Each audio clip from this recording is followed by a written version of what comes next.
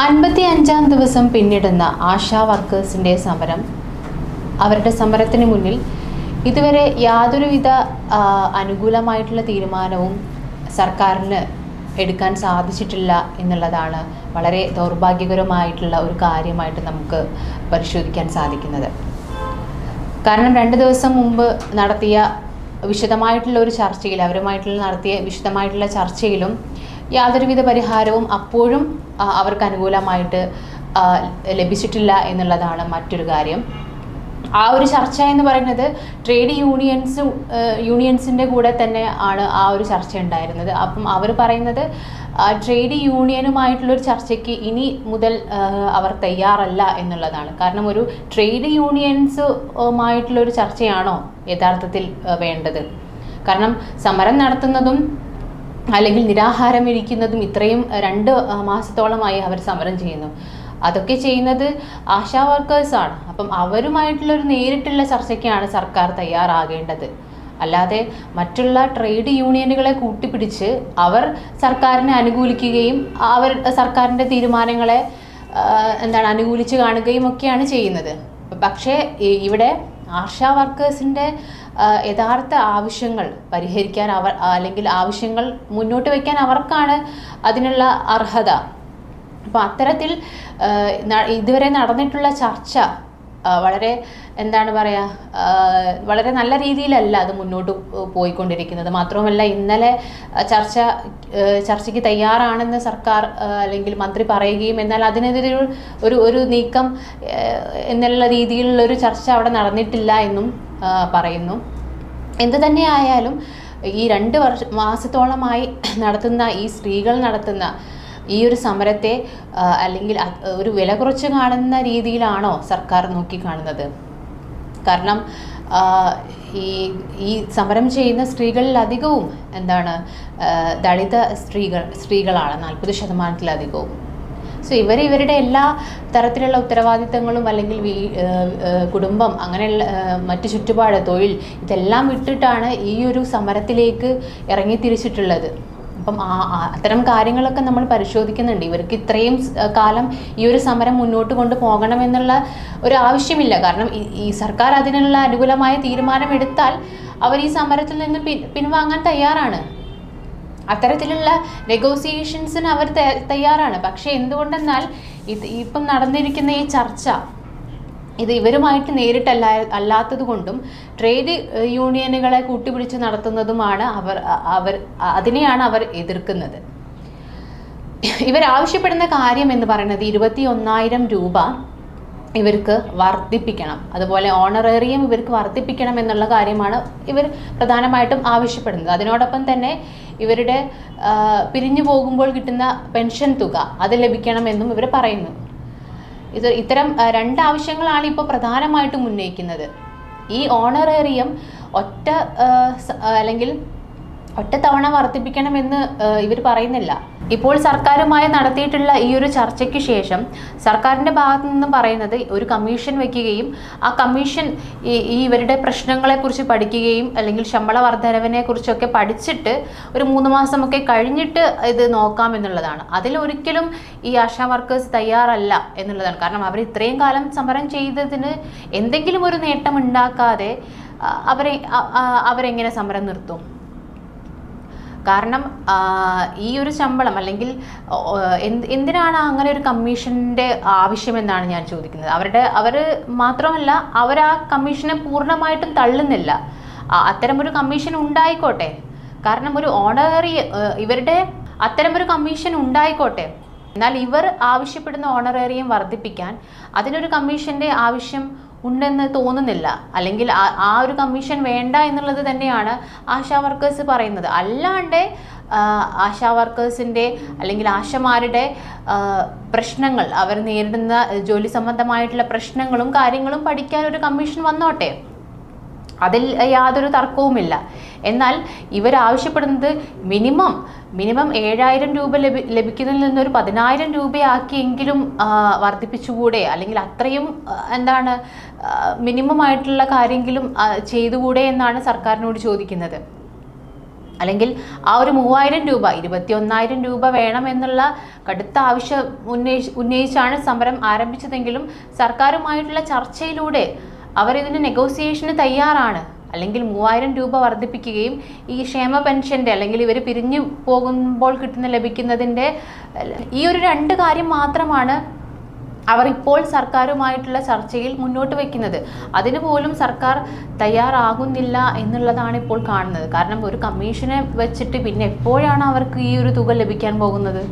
അപ്പോഴത്തേക്കും സർക്കാരിൻ്റെ ഒരു കാലാവധി കഴിയും ചെയ്യും. ഇതൊന്നും അറിയാത്ത സ്ത്രീകളല്ല ഇവിടെ വന്ന് സമരം ചെയ്യുന്നത്. അപ്പം നമ്മൾ നോക്കണം. കാരണം ഒരു വർഗ സമരമാണത്, ഒരു അടിസ്ഥാന വർഗത്തിൻ്റെ ഒരു സമരമാണ് ഇപ്പോൾ നടന്നുകൊണ്ടിരിക്കുന്നത്. ആ ഒരു സമരത്തിന്മേൽ പ്രത്യേകിച്ചും ഇടതുപക്ഷ സർക്കാർ നോക്കിക്കാണുന്ന അല്ലെങ്കിൽ കൊടുക്കേണ്ട സമീപനമാണോ ഇപ്പോൾ ചെയ്തു വരുന്നത്? ഇവിടെ ആശമാർ പരിഗണിക്കപ്പെടുന്നുണ്ടോ അല്ലെങ്കിൽ അവർക്ക് പരിഗണിക്കുന്ന രീതിയിൽ അവരെ സർക്കാർ നോക്കി കാണുന്നുണ്ടോ എന്നുള്ളതിൽ സംശയമാണ്.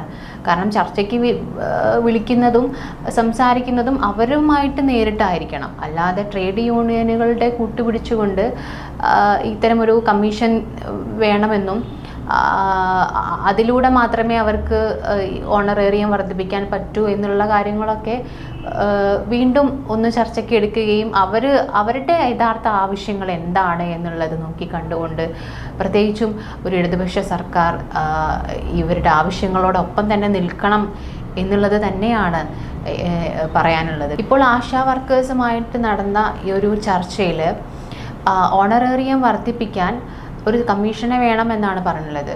അപ്പം ഇവിടെ ഇവർ ഉന്നയിച്ചിട്ടുള്ള ഒരു 2 ആവശ്യമാണ്. പ്രധാനമായിട്ടും 21,000 രൂപ വേണമെന്നുള്ള ഇടത്ത് ഇവർ പറയുന്നത് 3,000 രൂപയെങ്കിലും വർദ്ധിപ്പിക്കണം. ഈ 3,000 രൂപ വർദ്ധിപ്പിക്കാനാണോ ഈ ഒരു കമ്മീഷൻ? സർക്കാരിൻ്റെ ഖജനാവിൽ പൈസ ഇല്ലാഞ്ഞിട്ടൊന്നുമല്ല ഇങ്ങനെ ഇവരുടെ ഈ ഒരു സമരത്തെ ഇത്രയും നാൾ നീട്ടിക്കൊണ്ടു പോകുന്നത്. ഇങ്ങനെ ഒരു കമ്മീഷനെ വെച്ചിട്ട് വേണോ ഇവരാവശ്യപ്പെടുന്ന ഈ ഒരു തുച്ഛമായിട്ടുള്ള തുക വർദ്ധിപ്പിക്കാൻ? കാരണം സർക്കാർ പറയുന്നത് അല്ലെങ്കിൽ സർക്കാരിൻ്റെ ഭാഗത്ത് നിന്ന് നമ്മൾ നോക്കുമ്പോൾ സർക്കാരിൻ്റെ ഖജനാവിൽ ക്യാഷ് ഇല്ലാഞ്ഞിട്ടാണോ? അങ്ങനെ നോക്കുകയാണെങ്കിൽ PSC മെമ്പേഴ്സിനടക്കം വലിയ തോതിലുള്ള ശമ്പള വർധനവ് നമ്മൾ കണ്ടിട്ടുണ്ട്. മാത്രമല്ല അല്ലാത്ത പല ആവശ്യങ്ങൾക്കും അല്ലെങ്കിൽ ആഡംബരമായിട്ടുള്ള കാര്യങ്ങൾക്കെല്ലാം സർക്കാരിൻ്റെ അടുത്ത് ക്യാഷ് ഉണ്ട്. അപ്പോൾ ഈ ഒരു കാര്യത്തിന് അല്ലെങ്കിൽ ഈ ഒരു അടിസ്ഥാന വർഗ നടത്തുന്ന അല്ലെങ്കിൽ സാധാരണക്കാരായ സ്ത്രീകൾ നടത്തുന്ന ഈ ഒരു സമരം അവരാവശ്യപ്പെടുന്ന ഈ ഒരു തുച്ഛമായ തുക വർദ്ധിപ്പിക്കാനാണോ സർക്കാരിന് വലിയൊരു കമ്മീഷനൊക്കെ വേണമെന്ന് പറയുന്നത്? അതിലൊന്നും യാതൊരു അർത്ഥമില്ലാത്ത കാര്യങ്ങളാണ് പറഞ്ഞു വെക്കുന്നത്. എന്നാൽ അതിനപ്പുറം ഇവരുടെ കാര്യങ്ങളും ഇവരുടെ പ്രശ്നങ്ങളും ഒക്കെ പരിഹരിക്കാൻ ഒരു കമ്മീഷനെ നിയമിക്കുന്നതിൽ അതിൽ പ്രശ്നമില്ല എന്നുള്ളത് ആശാ വർക്കേഴ്സും പറയുന്നുണ്ട്. പിന്നീട് ഈ വിഷയത്തിൽ സർക്കാർ ഉന്നയിക്കുന്ന മറ്റൊരു പ്രശ്നം എന്ന് പറയുന്നത് 26,000-ഓളം ഉള്ള ആശമാരിൽ വെറും 400 പേരാണ് ഇവിടെ സമരത്തിന് വന്നിരിക്കുന്നത് എന്നുള്ളതാണ്. എങ്ങനെയാണ് അത്രയും എല്ലാ സ്ത്രീകൾക്കും ഇവിടെ വന്ന് സമരം ചെയ്യാനാവുക? കാരണം ഓരോരുത്തർക്കും പലർക്കും പല പ്രശ്നങ്ങളാകാം. ചിലപ്പോൾ ചിലർക്ക് അവരുടെ രാഷ്ട്രീയ പാർട്ടി വേറെ ആയിരിക്കാം, അങ്ങനെ സമരത്തിന് വരാൻ സാധിക്കാത്തവരുണ്ട്. മറ്റു ചിലർ അവരുടെ തുച്ഛമായിട്ടുള്ള വരുമാനത്തിൽ നിന്നും അത് ഇവിടെ സമരത്തിന് വന്ന് അവർക്ക് ആ ഒരു ജീവിത ചെലവ് കൂട്ടിമുട്ടിക്കാൻ പറ്റാത്ത സ്ത്രീകളാണ് ഇതിൽ ഭൂരിഭാഗവും. അപ്പോൾ അങ്ങനെ വരുമ്പം പല സ്ത്രീകൾക്കും പല ബുദ്ധിമുട്ടുകളുണ്ടാകും ഇതിൽ വന്ന് പങ്കെടുക്കാൻ. പക്ഷേ മൊത്തത്തിൽ ഇവർക്ക് ലഭിക്കുന്ന ഈ ഒരു വർധനവ് ഇത് എല്ലാ ആശാമാർക്കും ലഭിക്കുന്നതാണ്. ഈ സമരം ചെയ്യുന്ന ഓരോ സ്ത്രീകളുടെയും വിയർപ്പിൻ്റെ വില എല്ലാ ആശാമാർക്കും ലഭിക്കുന്നു എന്നുള്ള കാര്യമാണുള്ളത്. എല്ലാ ആശാമാർക്കും ഇവിടെ വന്ന് സമരം ചെയ്യാനുള്ള സാഹചര്യമില്ലാത്തവരും ഉണ്ടാകാം. ഇനി മറ്റൊരു കാര്യം സർക്കാർ ഉന്നയിക്കുന്നത് ഇത് കേന്ദ്രം നൽകേണ്ടുന്ന കാര്യമാണ് എന്നുള്ളതാണ്. ഇനി കേന്ദ്രം നൽകേണ്ടത് തന്നെ ആയിക്കോട്ടെ, പക്ഷെ എന്തുകൊണ്ട് കേന്ദ്രത്തിന് മേൽ വലിയൊരു സമ്മർദ്ദം ചെലുത്താൻ ഇടതുപക്ഷ സർക്കാരിനാവുന്നില്ല? മറ്റ് പല വിഷയങ്ങളിലും നമ്മൾ കണ്ടതാണ്. കേരളം അത്രമേൽ കേന്ദ്രത്തിന് മേൽ സമ്മർദ്ദം ചെലുത്തി ആവശ്യങ്ങൾ അംഗീകരിച്ച് അല്ലെങ്കിൽ ആവശ്യങ്ങൾ നേടിയെടുത്ത പല കാര്യങ്ങളുമുണ്ട്. അപ്പം ഈ ഒരു സ്ത്രീകൾ നടത്തുന്ന സമരത്തിന് അവരെ പിന്താങ്ങിക്കൊണ്ട് എന്തുകൊണ്ട് വലിയ സമ്മർദ്ദം കേന്ദ്രത്തിന് മേൽ നടത്തിക്കൂടാ, അല്ലെങ്കിൽ അങ്ങനെ നടത്തിയിട്ട് കേന്ദ്രത്തിൽ നിന്നും ലഭിക്കുന്ന ആനുകൂല്യവും അതോടൊപ്പം തന്നെ സ്റ്റേറ്റിൽ നിന്ന് കൊടുക്കേണ്ട ആനുകൂല്യവും അവർക്ക് കൊടുത്തുകൊണ്ട് അവർ ഉന്നയിക്കുന്ന അല്ലെങ്കിൽ അവർ ആവശ്യപ്പെടുന്ന കാര്യം നടത്തി കൊടുത്തുകൂടാ. സോ ഇവിടെ ഇത്തരം കാര്യങ്ങളൊക്കെ ഇവിടെ ഉണ്ട്. എന്നിട്ടും സർക്കാർ അതിന് തയ്യാറാവുന്നില്ല എന്നുള്ളത് വളരെ കേരള സമൂഹത്തെ സംബന്ധിച്ചും കേരളത്തിൽ ജീവിക്കുന്ന ഓരോ മനുഷ്യരെ സംബന്ധിച്ചും വളരെ അപമാനകരമാണ്. ഈ ഒരു സമരം ഇത്രയും നാൾ നീട്ടിക്കൊണ്ടു പോവുക, അല്ലെങ്കിൽ ആ ഒരു സമരം ചെയ്യുന്ന സ്ത്രീകളെ, ആ ഒരു അടിസ്ഥാന വർഗത്തെ ഇത്രയും കാലം അല്ലെങ്കിൽ 2 മാസത്തോളം കാലമായി അവർ സമരം ചെയ്യുന്നു. ഇനിയും അത് നീട്ടിക്കൊണ്ട് പോകുന്നു എന്നുള്ളത് വളരെ സാംസ്കാരിക കേരളത്തിന് വളരെ അപമാനകരമായിട്ടുള്ള ഒരു കാര്യമാണ്.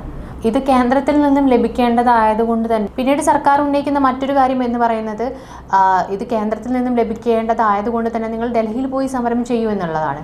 എങ്ങനെയാണ് അത്തരമൊരു കാര്യം സർക്കാരിന് ഉന്നയിക്കാൻ സാധിക്കുന്നത് എന്ന് എനിക്ക് മനസ്സിലാകുന്നില്ല. കാരണം ഒരു ദിവസത്തെ ബസ്സിൻ്റെ കൂലി പോലും ഇല്ലാണ്ട് ജോലിക്കും മറ്റു കാര്യങ്ങൾക്കും പോകുന്ന സ്ത്രീകളോട് അവിടെ ഡൽഹിയിൽ പോയി സമരം ചെയ്യണം എന്നൊക്കെ എങ്ങനെയാണ് പറയാൻ സാധിക്കുന്നത്?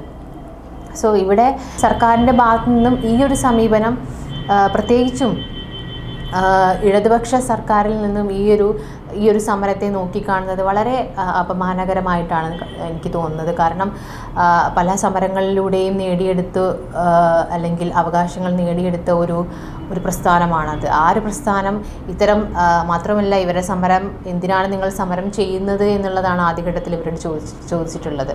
സോ അത്തരത്തിലുള്ള പ്രസ്താവനകളൊക്കെ വളരെ അർത്ഥശൂന്യമാണ്. അത്തരം പ്രസ്താവനകളൊക്കെ, അതും കമ്മ്യൂണിസ്റ്റ് പാർട്ടിയെ പോലുള്ള ഒരു പ്രസ്ഥാനം അങ്ങനെ ഉന്നയിക്കുക എന്നുള്ളത് പറയുന്നതൊക്കെ. കാരണം സമരങ്ങളിലൂടെയാണ് നമ്മൾ പല കാര്യങ്ങളും ഇന്ന് വരെയുള്ള കാര്യങ്ങളും നമ്മൾ നേടിയെടുത്തിട്ടുള്ളത്. അപ്പോൾ അത്തരം കാര്യങ്ങളൊക്കെ പറയുമ്പോൾ ശ്രദ്ധിക്കണം. മാത്രമല്ല ഈ ഒരു ആശാ വർക്കേഴ്സിൻ്റെ സമരം അത് അവരുടെ മാത്രം സമരമായിട്ട് നമുക്ക് നോക്കിക്കാണാൻ പറ്റില്ല. കാരണം മൊത്തം കേരള സ്ത്രീകളുടെ തന്നെ, അല്ലെങ്കിൽ കേരളത്തിൽ ജീവിക്കുന്ന ഓരോ സ്ത്രീകളുടെയും അല്ലെങ്കിൽ വിയർപ്പും അവരുടെ അധ്വാനത്തിൻ്റെ വിലയുമാണ് അവർ ആ ഒരു കാര്യമാണ് അവർ ചോദിക്കുന്നത്. അപ്പോൾ ആ ഒരു കാര്യത്തിൽ അവർ ഉന്നയിക്കുന്ന കാര്യം ഇനി എന്ത് തന്നെ ആയാലും സമരം വളരെ ശക്തമായി മുന്നോട്ട് കൊണ്ട് പോകുമെന്ന് തന്നെയാണ് ആശാ വർക്കേഴ്സിൻ്റെ ഓരോരുത്തരുടെയും അഭിപ്രായം. അത് അങ്ങനെ തന്നെയാകും. കാരണം അവർ ഇത്രത്തോളം കഷ്ടപ്പെട്ടിട്ടാണ് ഓരോ ദിവസവും ഇവിടെ നിരാഹാരവും അതുപോലെ സമരവും ചെയ്യുന്നത്. എന്തായാലും ഈ ഒരു സമരത്തിന് മേൽ സാംസ്കാരിക കേരളം പുലർത്തുന്ന, അല്ലെങ്കിൽ മറ്റ് സാംസ്കാരിക പ്രവർത്തകരും രാഷ്ട്രീയ പ്രവർത്തകരും അടക്കം സർക്കാരുമടക്കം പുലർത്തുന്ന ഈ ഒരു നിശബ്ദത കേരള സമൂഹത്തെ സംബന്ധിച്ച് വളരെ അപമാനകരമാണ് എന്നാണ് പറയാനുള്ളത്.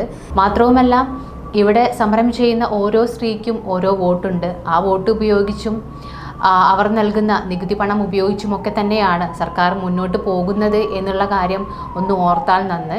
എന്തൊക്കെ തന്നെയായാലും ഇവരുടെ ഈ സമരം ശക്തമായി തന്നെ മുന്നോട്ട് പോയിക്കൊണ്ടിരിക്കുകയാണ്.